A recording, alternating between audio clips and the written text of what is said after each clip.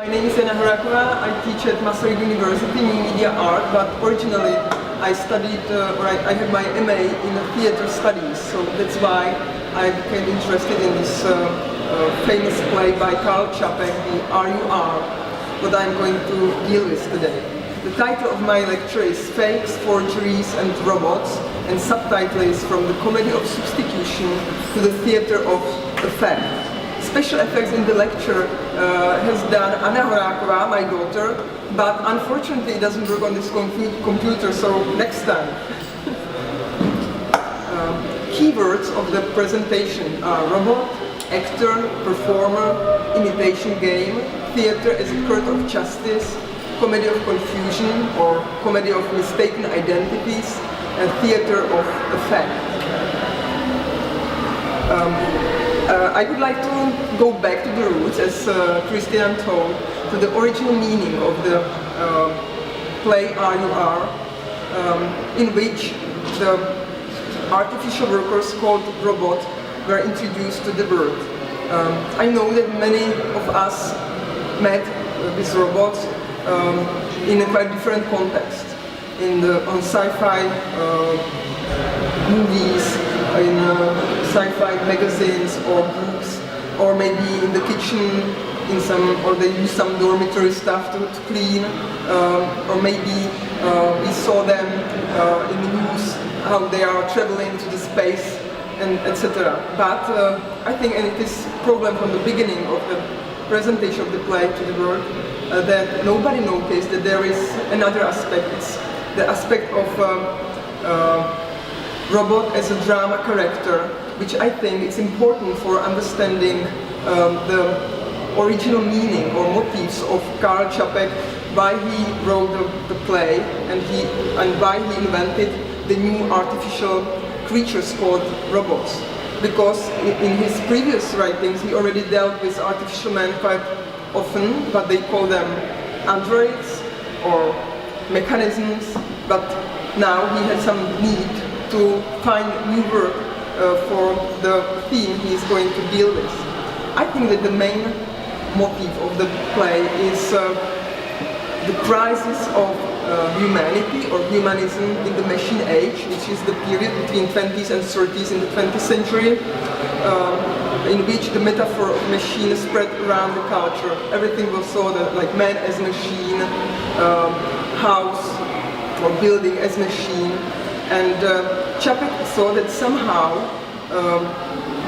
or he understood the crisis of humanity or humanism as a situation, or he represented as a situation or moment when human is not able to distinguish between human and robot. He's not able to find differences, what differ human, or articulate. He's not able to articulate what is the difference between human and robot. That's why he chose the genre, the comedy of confusion or mistaken identities, what is R.U.R about, or I read it like this, to point to this problem. In my presentation I will use as illustrations, as photographs, like a second level of my presentation. These photographs are done or are represent actors from the very official first night of the play R.U.R, which took part here in Prague in January 25th, 1921 in a national theater. And so all these images are taken just from this stage production. The drama playwright was Karel Capek, of course. Director was Vojta Novák. Director with quite realistic style, with whom he cooperated already on previous staging of his play called R.U.R. But this it may be interesting. Stage designer was Bedřich Feuerstein, young architect and stage designer who just came back from Japan, where he were on a study visit, and it was quite colorful in a cubistic style done the staging. And costume designer was Joseph Capek, for whom it was first experience in theater, with theater to make these costumes. And that is interesting also because I think it's generally known the story how the word robot was coined or find out that it was cooperation with his brothers. So again, Joseph Čapek is part of the team who are representing the robot visual. In my presentation, I will start with, it is like 4 parts. It has 4 parts. In the first part, I would like to focus on the first act or the prologue of the play, which I see is a very instructional one. There are 2 important motifs which are kind of keys for understanding of the whole play. First is that Harry Domin is quite on the quite long, or he used quite big space for explanation how the robot is made. And the second motif is connected with Helena Glory, the daughter of the president of the R.U.R company. She's just arriving to the island where R.U.R factory is standing or placed, and she's not able to differ between robots and the directors or humans working in the factory. So I think these 2 motifs are very important, so I don't focus on it. Then I would like to abstract from this drama text and try to define what is the robot as an artificial creature made of the living matter, because I think that the Čapek with the robot became with a brand new kind of artificial creature. Like in the taxonomy of artificial creatures, he put like new kind of thing. And then I will show the R.U.R interpretation as an imitation game in which we have to choose who is the human and who is the robot. It's a mistake, I'm sorry. And finally, I would like to show example of robotic performance from the end of the 20th century. It's again robots on the stage, so the robots connected with theater space, but the meaning of the robot has dramatically changed because we talk about them already in the cybernetic paradigm. So we understand the relationship between human and machine totally different than Karel Capek did. So that's what I will talk about. So first I would like to quote how the robot was done. Domin is the director of the factory. He says, but first would you like to hear the story of the invention? Helena, yes, indeed. It was in the year 1920 that old Rosen, the great physiologist, who was then quite a young scientist, took himself to this distant island for the purpose of studying the ocean fauna, full stop. On this occasion, he attempted by chemical synthesis to imitate the living matter known as the protoplasm until he suddenly discovered a substance which behaved exactly like living matter, although its chemical composition was different. And he continued.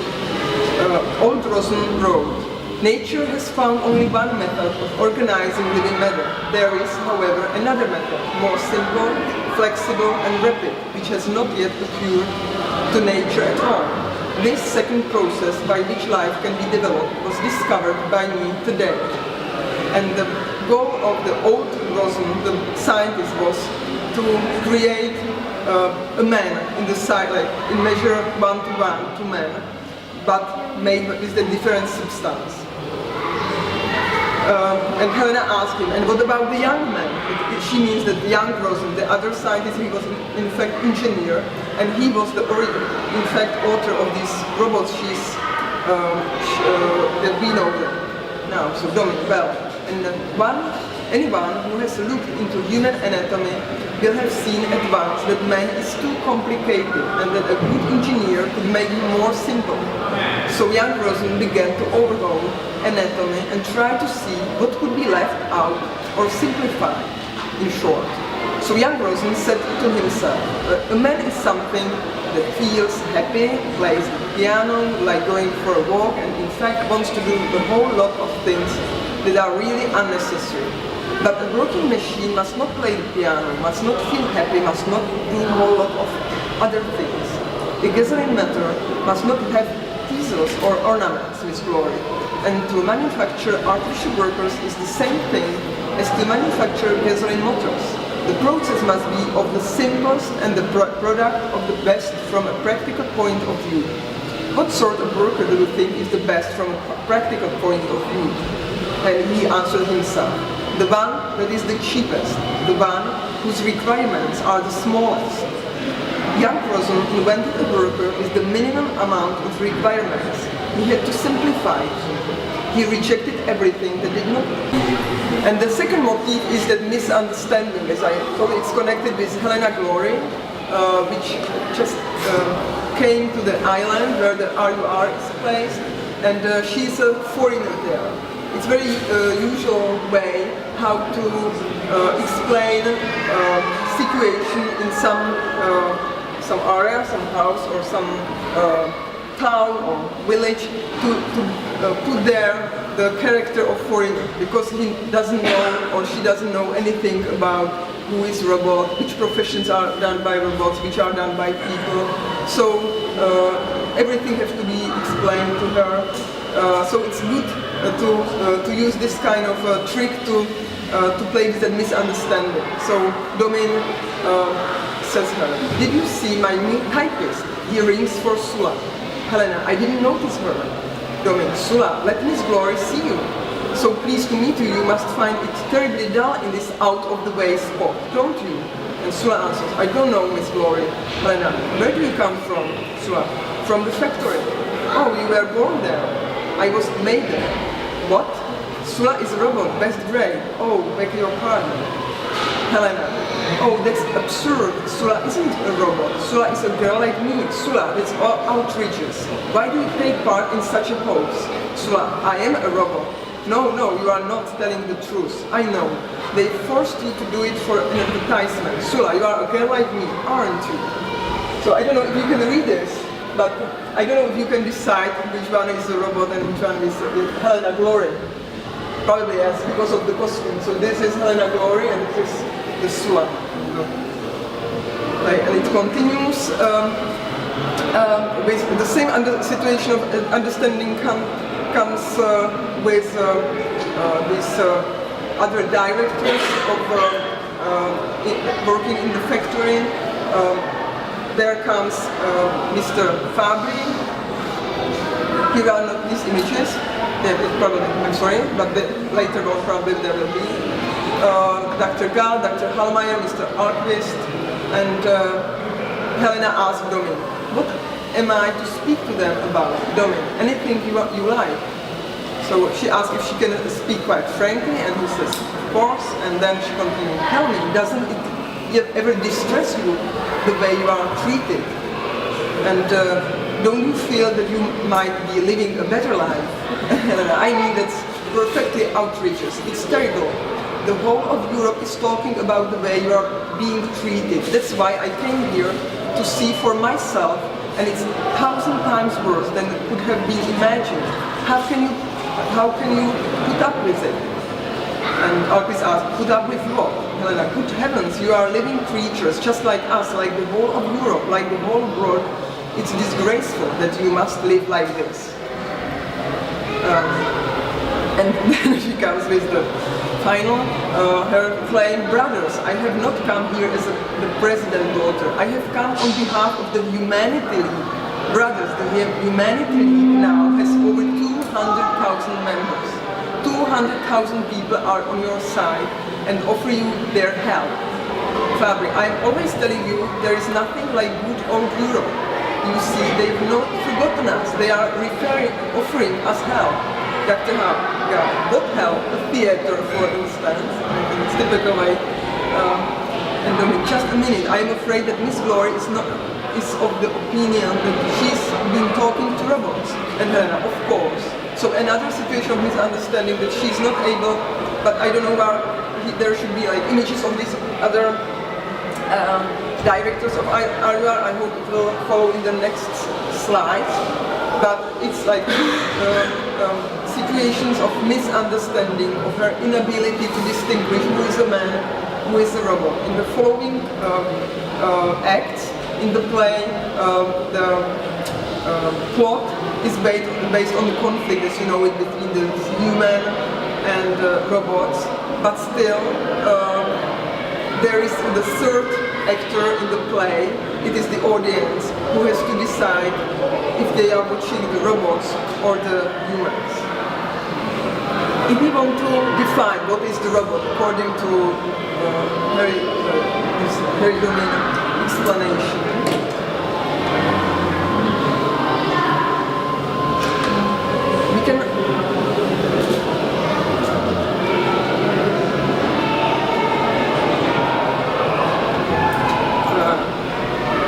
we can start, for example, with etymology of the word, or we can deal with robot as a literary figure and find relatives in other artificial creatures in the history of literature, or we can read about what is a robot about in the drama as a book, as a text.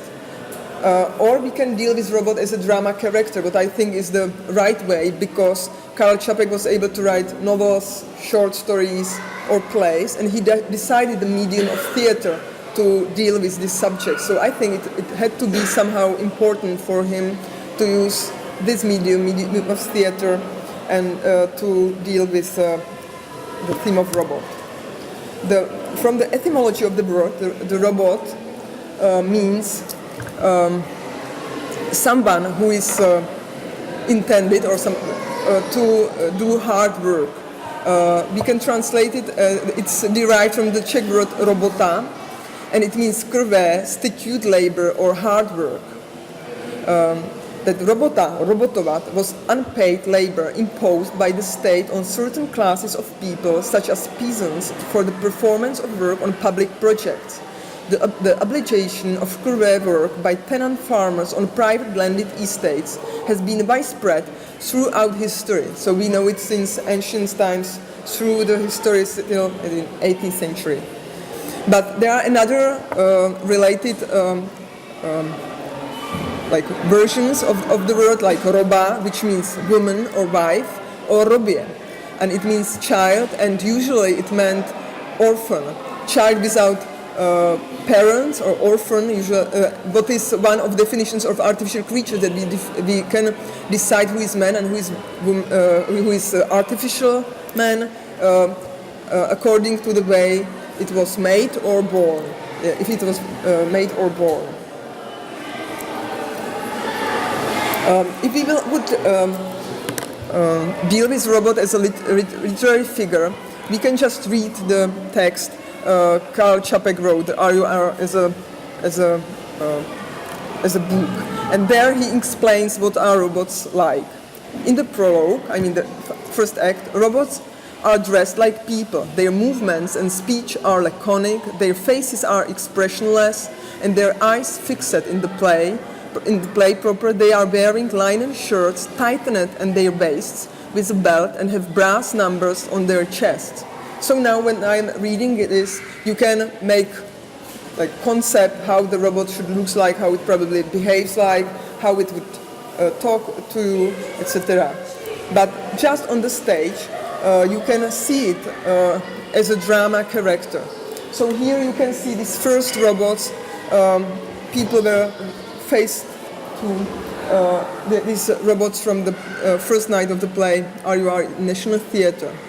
What is the difference when we talk about robot as a literary character and as a drama character? First thing is that the theatre used different medium or media. It is the theatre is part of visual art or subcategory of visual art, and the robot is audiovisual sign. So it's an icon, and it represents the thing or concept or the human by its similarity, like visual similarity, something that you can see, you can compare the way it represents the human from the visual side.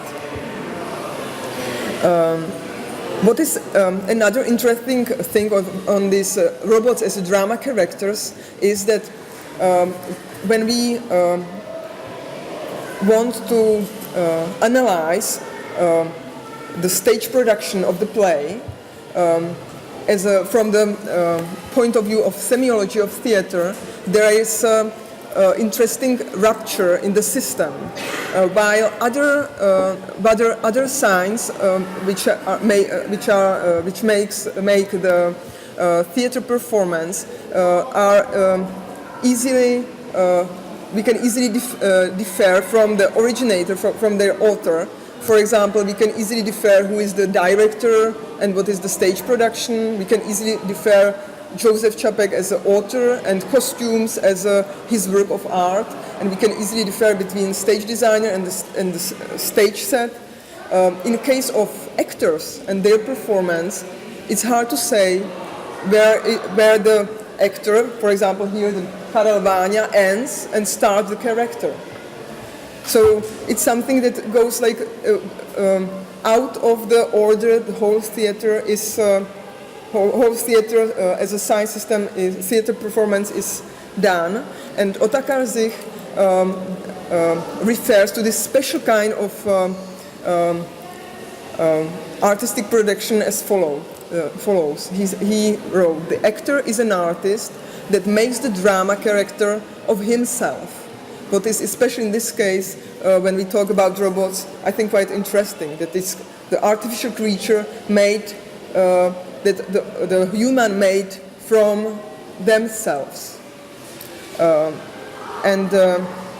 It will also be another, I think, worldwide famous Czech semiologist then wrote that if we would think about theater performance as a science system, then the representation of these drama characters should follow the order of these other science systems. It means that the puppet theater would be the neutral way characters should be presented. So there should be like puppet and the actor, and we can differ again with the author and the puppet or the double of the actor.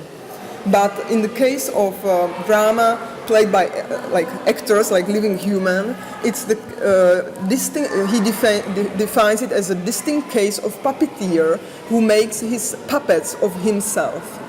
And again, it's like special, another extra level for understanding the play R.U.R. Forms himself or herself from the authentic way of existence, like out of stage. So they came to stage and they changed themselves into the drama character. So we can talk about unauthentic existence of the actor on the stage. We can talk about the robot on the stage as a pseudo-human or fake human. Even we can spread it like general characteristic of the theater. That is something what already Denis Diderot in the 18th century discussed in his The Paradox of the Actor, because he asked actors that they should act or only pretend the emotions only pretend the emotions and what they are feeling and on the stage. And Josef Šafařík, a Czech philosopher who lived for all his life in front of Faculty of Arts on Anne Nováka, commented on it that this Denis Diderot writing is expression of the crisis of humanity in the Enlightenment, which is called also Age of Reason. The Age of Reason, which later on was developed to the Age of Machine, or it has the higher point of this trend was the Age of Machine or the Age of Robots, as we told. So we can define robot as an inauthentic form of man, and also that we should remember that robots are made by their creators of their own personality. And now the R.U.R. is the imitation game. It's the motif held by Helena Glory. As I told, we should think about the whole theater situation. They are like robots, humans, like drama characters on the stage, but also the audience. And I wanted to stress the situation that the audience is kind of a group of judges, and the whole theater is court of justice, in which there is humanity, which deals with like humanity. The audience has to decide who is the man and who is the robot, and the whole the R.U.R. presentation on the stage is kind of imitation game, much earlier than, for example, Alan Turing worked with this imitation game as a starting point of artificial intelligence as a discipline. And in this imitation game, human actors pretend to be robots and or humans, and the audience is the interrogator, and the audience has to finally decide who was better in the pretending to be human or pretending to be robot. Yeah, here is finally comes these directors of the R.U.R. I think it's the Hohlmeier, Alquist, Fabry, Bussmann, and I don't know, but there is another. It's Hohlmeier, okay, and the robot. So it's hard to domain, Helena, Sula.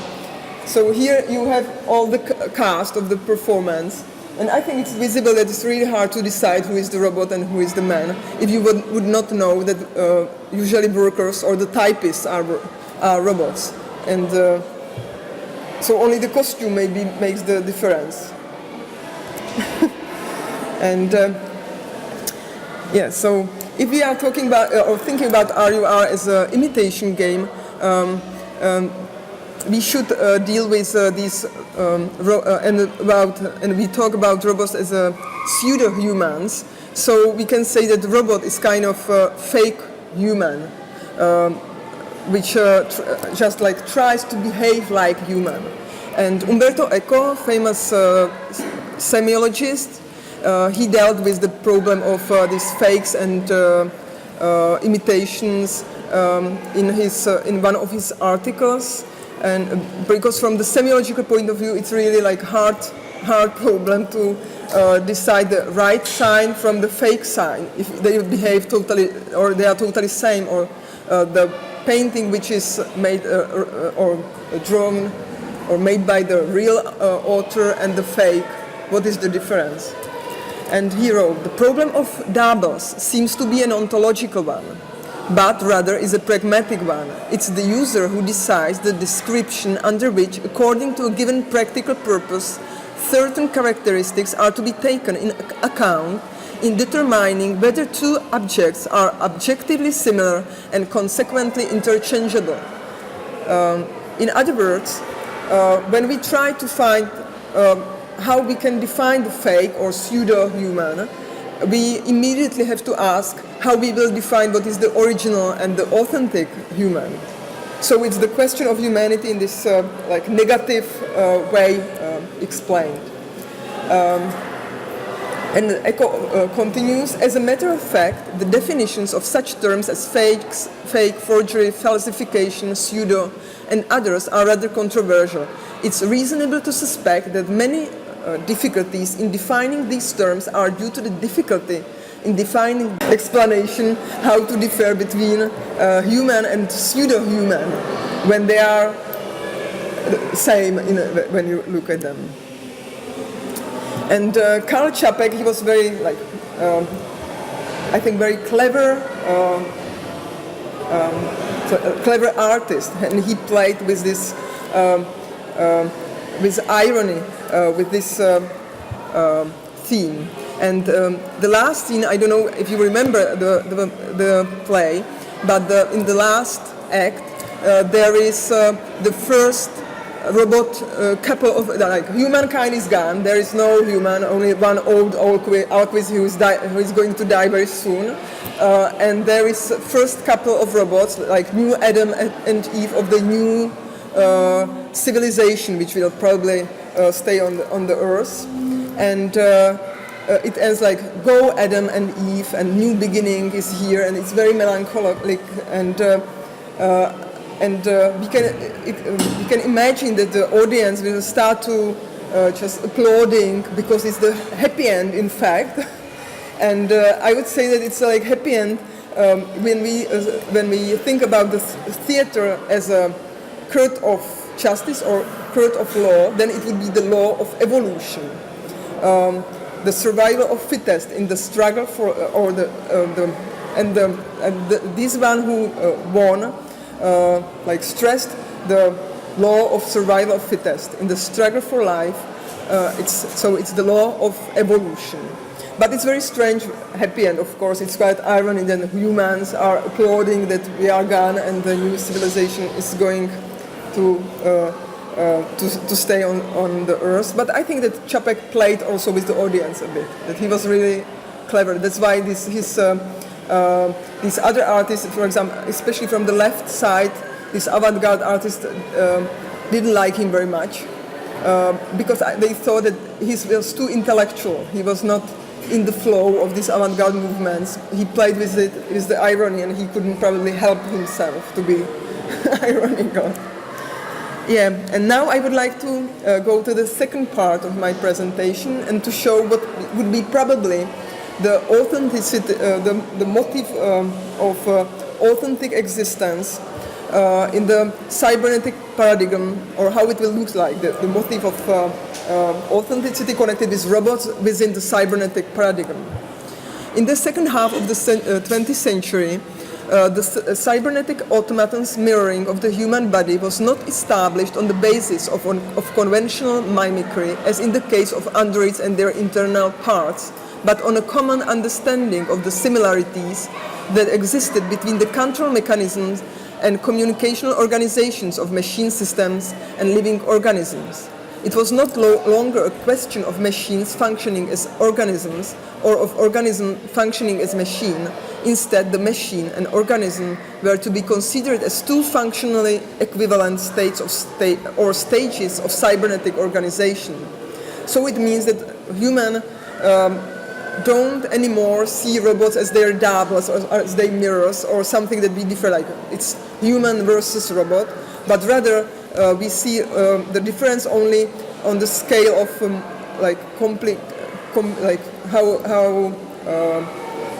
how complicated the mechanism is. So it's the very simple one, is the machine, let's say, and more intelligent it becomes, we can define as a human. And it's coming also from the other side. We know that this post-humanism, which is parallel with the cybernetic paradigm, defines human as information processing systems. So, and that's enough for human definition. So it's very close, these two concepts, in the second half of the 20th century. And also, it's the moment when robots can ask us to be not only serve as mirrors of human, to be anthropomorphized all the time, but they can become not actors pretending to be human, but performers performing their own identity, their otherness from us, and from human, and to be more machine-like, what is probably their natural identity. In this case, I would like to show a video of two Canadian artists, Louis-Philippe Demers and Bill Bourne. They were dealing with robots, quite machinic-like, and they used the space organization of theater, what I think is again important in this case. They told about, or they described their works as robotic ecosystems. They understand that we are living in the society which is full of different machines and mechanisms, and we have to find rather balance or just deal with the fact, not to fight against it. And if they were asked what they see or how they understand the machine, they answer that we understand machines as entities different from us, as insofar as we differ ourselves from a nature. So again, they left the answer on us. So it depends what we are able to accept as somehow, if we feel like, yes, machines or intelligent machines are kind of our relatives in some way, or they are totally different and we have something extra which is uncomparable with structure of machines. And what is also interesting, because usually in new media art we can see that there is like focus on this technological innovations and anti-mimetic effort. Not make it like it looks like intelligent. It looks like it should really work like this. Not play with illusion. But theater is the means or medium which plays with illusion all the time. It can't help itself because the stage just works like this. When you put the machine on the stage, it's immediately not only machine, but it refers to the different kind of machines, like this desiring machines, machine as apparatus, like social apparatus, and to everything it means at the same time. And I think they deal with this kind of magic of theater stage in their performance, The Trial, inspired by Franz Kafka novel, so it's again connected with Prague. Originally they prepared it for Zulu time, Cabaret for Airport, the production directed by Robert Lepage and his group Ex Machina. And and then they staged it also separately. And in this robotic performance, they represent, or these robotic performances are we can understand as a example of like play or dealing with the one definition Mitchell Whitelaw wrote about how we can define robotic performances or robotic artwork. He thought that it's very important for them that robots are staged like here and now, together with us in one space, what the theater performances are about. And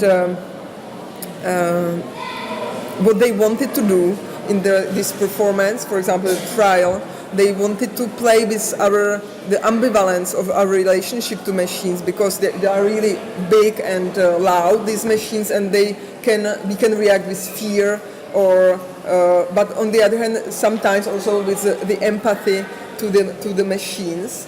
And I think it's also the staging of the performance is.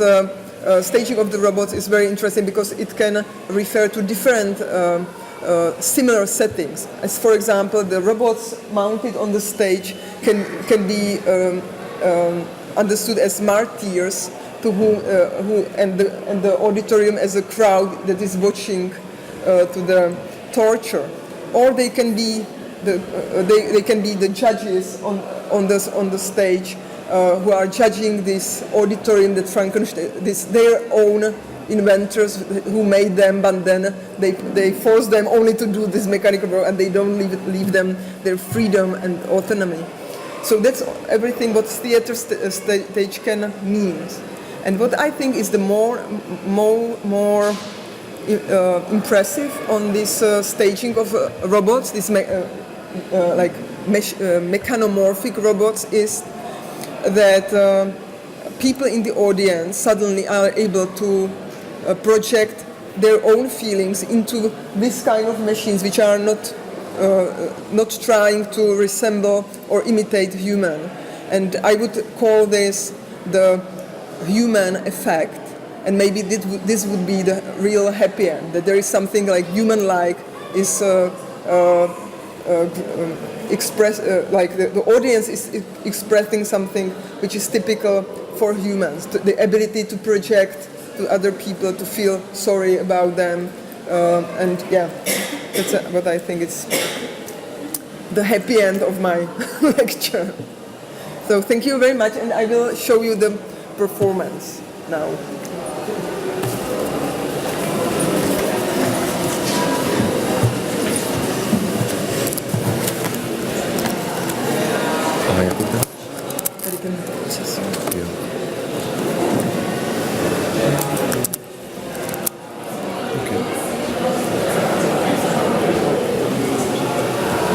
nebude hrát, ne? Ne, to bude. Jo, a toto video teda. Jo, bezva. Zvuk je asi to bude snad. Prosím. Já myslím, že jo. Tak to myslím, že ani víc. Nebude to ještě.